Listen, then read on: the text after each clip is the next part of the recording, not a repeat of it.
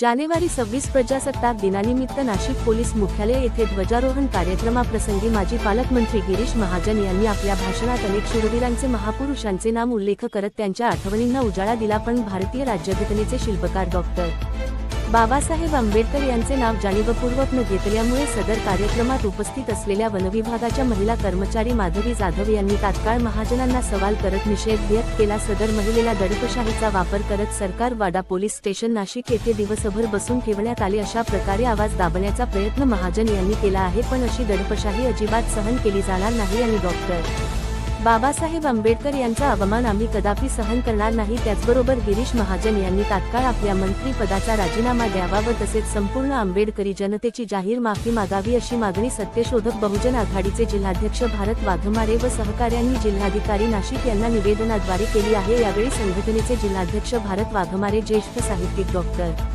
भास्कर मरसाळे, उत्तर महाराष्ट्र नेते दिलीप बेंद्रे, शहराध्यक्ष ज्ञानेश्वर घाटूळ, सामाजिक कार्यकर्ते केतन सोनवणे, विलास तांबळे, सागर भालेराव आदी उपस्थित होते।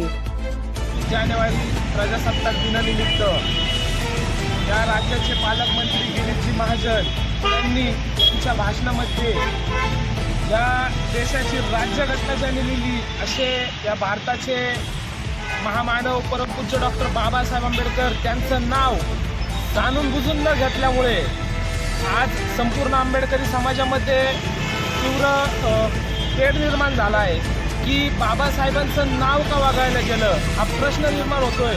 जर या देशाची घटना लिहिणारा महामानव आहे आणि 26 जानेवारी जर डॉक्टर बाबासाहेब आंबेडकरांमुळे साजरं होते आणि त्याच महापुरुषाचं नाव वगळलं जातं, असं घाणेरडं कृत्य या गिरीश महाजनांनी केलं। त्या संपूर्ण घटनेचा मी संपूर्ण आंबेडकरी समाजातर्फे आणि आज जिल्हा अधिकारी कार्यालयाला आम्ही निवेदन देऊन जाहीर निषेध व्यक्त केला आहे आणि पुन्हा गिरीश महाजन यांना सांगतो की आपण जर बाबासाहेबांचं नाव घेणे इतके लायकीचे नसाल तर आपण आपल्या मंत्रिपदाचा तात्काळ राजीनामा द्यावा अशी मी संपूर्ण जनतेतर्फे मागणी करतो। आणि गिरीश महाजन यांना एकच सांगतो की या देशाचा बाप कालही आंबेडकर होते आणि आजही आंबेडकर आहे। धन्यवाद। सर्व महापुरुषांना शिवराचे वंदन करून काल 26 जानेवारी प्रजासत्ताक दिनाच्या निमित्त नाशिकमध्ये पालकमंत्री गिरीश महाजन यांच्या हस्ते ध्वजारोहण करण्यात आला।